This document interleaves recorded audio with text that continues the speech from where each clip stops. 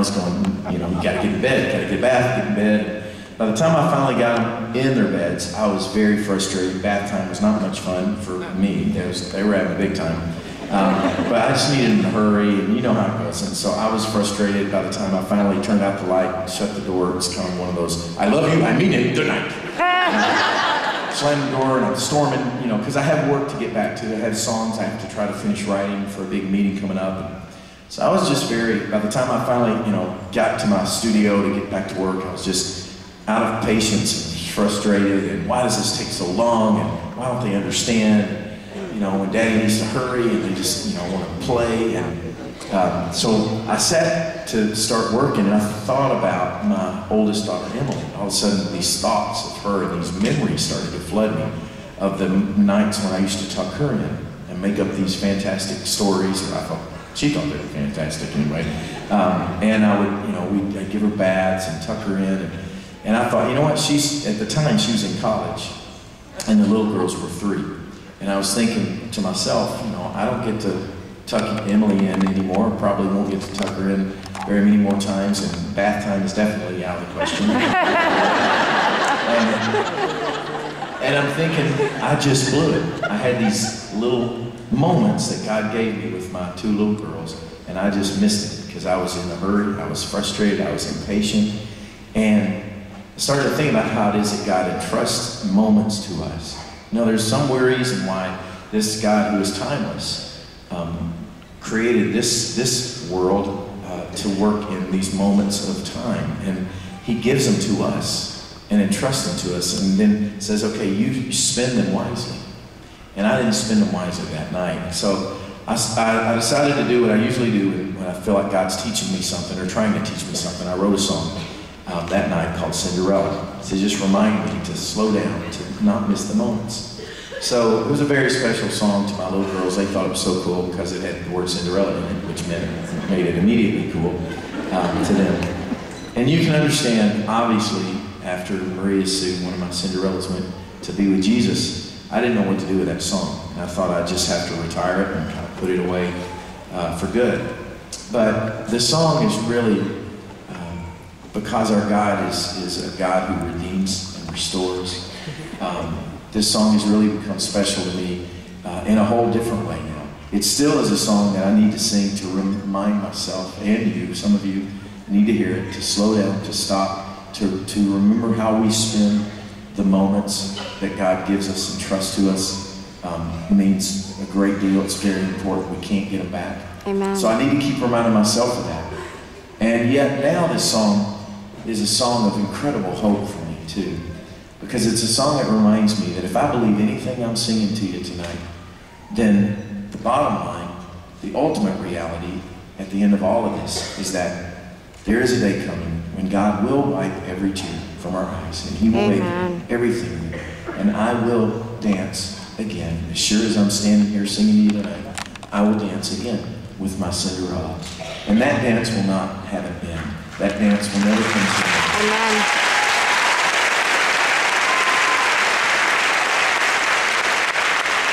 And as a friend of mine reminded me in a note that he sent right after Maria went to heaven, he said, never forget, Maria is a much greater part, an infinitely greater part of your future than she was of your past. And that is the hope of the gospel. That's not a fairy tale. That's not wishful thinking. That is the hope that we have that makes all the difference, changes everything.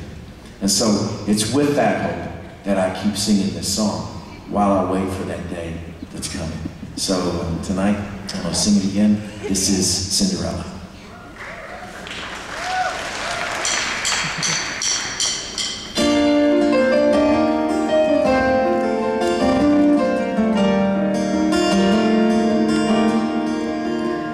She spins and she sways to whatever song plays, without a care in the world.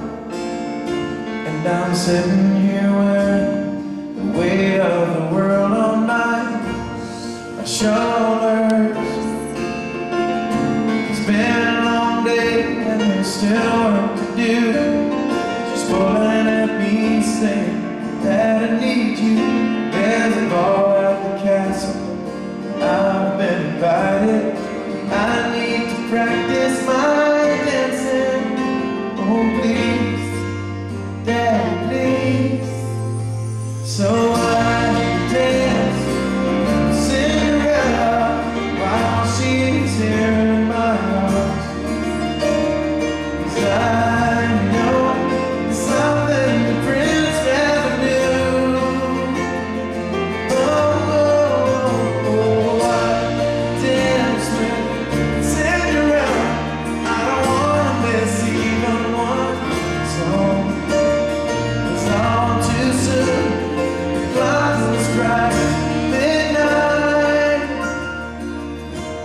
and she'll be gone.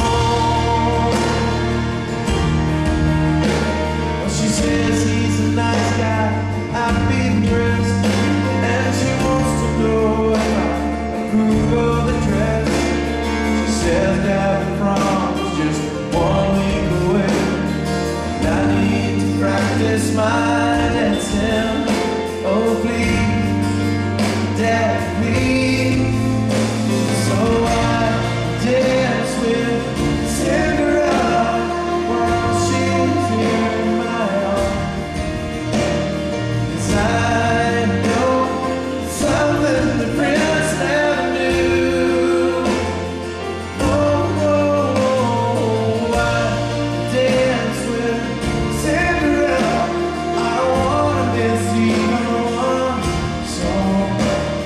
It's gone too soon. The clock will strike midnight, and she'll be gone.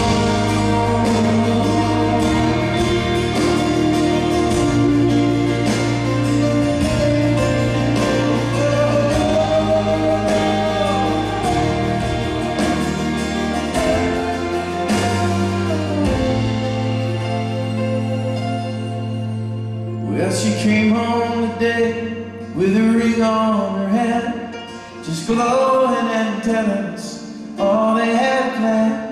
She says that the wedding is 6 months away, and I need to practice my dancing.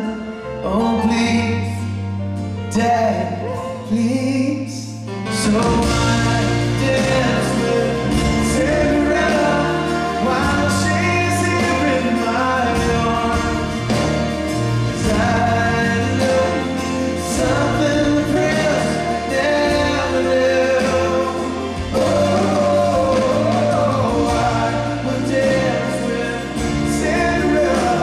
I don't wanna miss even one song. The song too soon, the clock will strike midnight. But I know the truth is the dance will go on.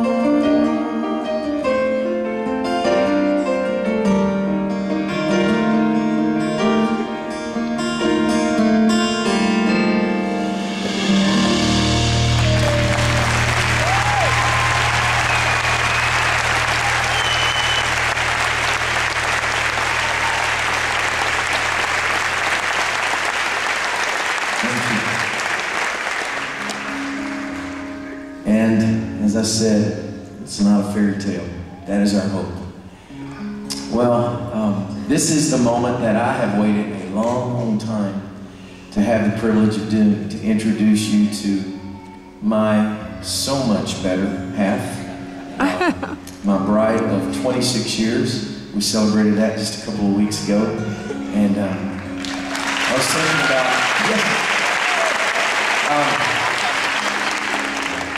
how in the world would I introduce this woman that you've heard me talk about and sing about all these years, and you know, and not take up, you know, way too much time. So I thought I gotta sing just a chorus of this song, because this is the song that really says what's in my heart for her. You've heard it through the years, probably a lot of you, but it's still, because of the grace of God, it is still true, and it's still a song that I can sing to her from the depths of my heart. Anybody remember this one? I will be here when you feel like being quiet, when you need to speak your mind. I will listen, and I will be here when the laughter turns to crying. Through the wind, lose and try, we'll be together. Oh, it's real, 'cause I will be here. I will be here.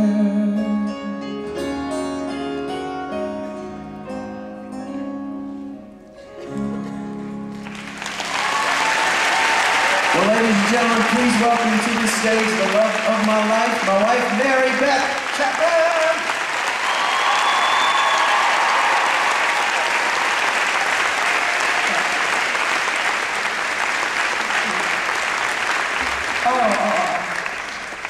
Hello.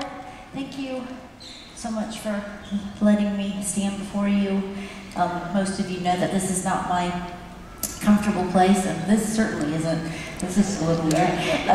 Don't go far.